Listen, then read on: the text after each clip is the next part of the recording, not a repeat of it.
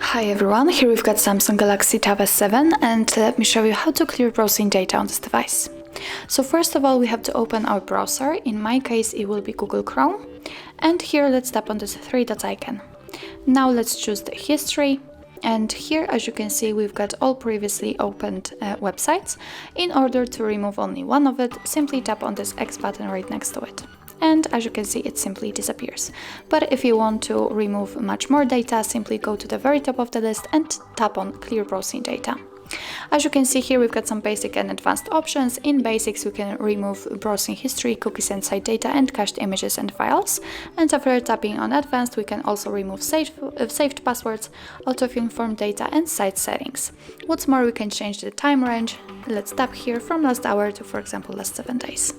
If you're ready, click on Clear Data, and as you can see, the history has been cleared successfully. So that's all. This is how to clear browsing data in your Samsung Galaxy Tab S7. Thank you so much for watching. I hope that this video was helpful, and if it was, please hit the subscribe button and leave the thumbs up.